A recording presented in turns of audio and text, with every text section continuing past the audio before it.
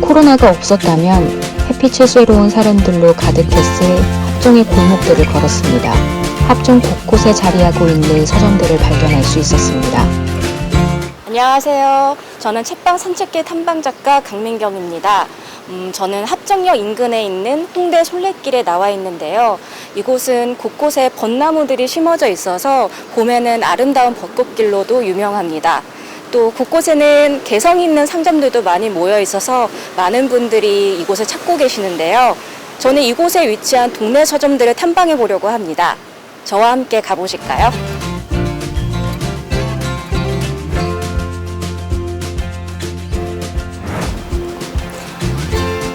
제가 지금 방문해 볼 곳은 최근 합정에 오픈한 마마스 북스라고 합니다.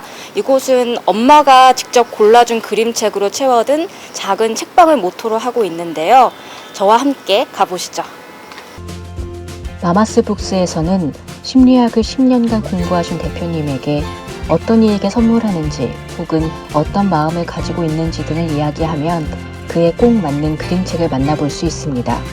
그림책이 많지만 어른들 또는 아이들이 보셔도 자기를 이해하거나 타인을 이해할 때 그런 도움이 되기 위한 책들이 제가 다른 분께 어필을 할 수 있으면 좋겠다는 마음으로 마마스 북스라는 책방을 열게 됐습니다. 특히 MBTI 특성에 맞게 큐레이션된 서가가 있어 방문한 이의 현재 마음 상태에 꼭 맞는 그림책을 고를 수도 있는데요. 마마스 북스는 지금 자신의 마음을 울리는 그림책을 만나게 돕고 더 나아가 나이가 들어서도 자신의 마음을 비춰줄 수 있는 그림책을 만나게 해주고 싶은 대표님의 따뜻한 마음이 묻어있는 작은 책방입니다.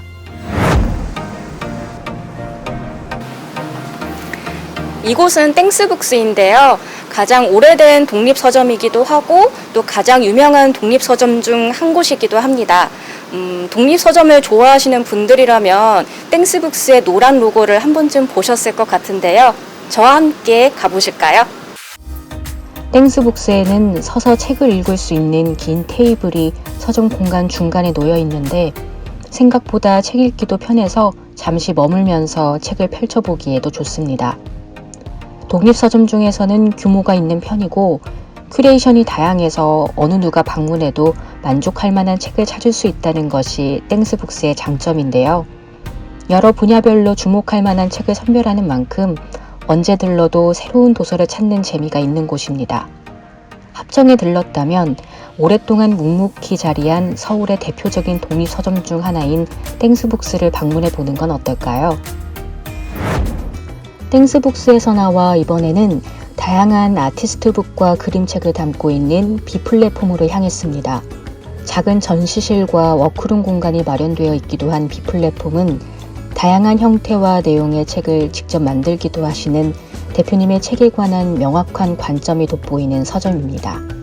그래서 저희가 그림책하고 아티스트북을 이렇게 전문으로 다루고 있지만 거의 이미지들이 들어있어요. 그러니까 그 이미지를 충분히 이렇게 습득할 수 있는 훈련을 조금이나마 도움이 될 수 있는 곳?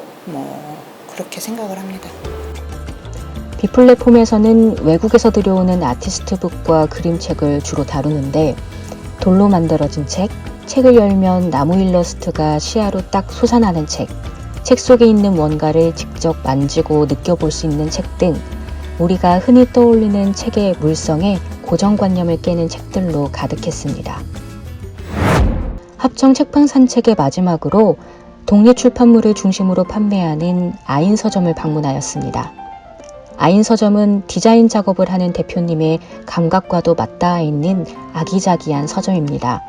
서점이고요. 주로 독립출판물을 다루고 있고 서점이란 거에 메리트가 있고 또 디자인 책도 이제 발행을 한 상태고 이제 지금은 이제 그 책이 절판이 돼서 이제 재인쇄를 이제 기획을 하고 있어요. 합정역 인근에 다양한 서점들이 있지만 독립출판물을 중심으로 다루는 서점은 이곳 아인서점이라고 할 수 있는데요. 비교적 작은 공간이지만 매력적인 독립출판물이 가득한 만큼 생각보다 꽤 오랜 시간을 머물게 됩니다.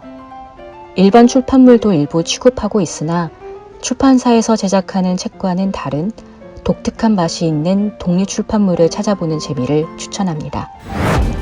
책방마다 고유한 큐레이션 덕분에 다양한 책을 보는 즐거움을 느낄 수 있었고 다양한 형태의 책을 보며 책의 정의에 관해 다시 생각하게 되는 신선한 깨우침을 얻은 책방 산책이었습니다.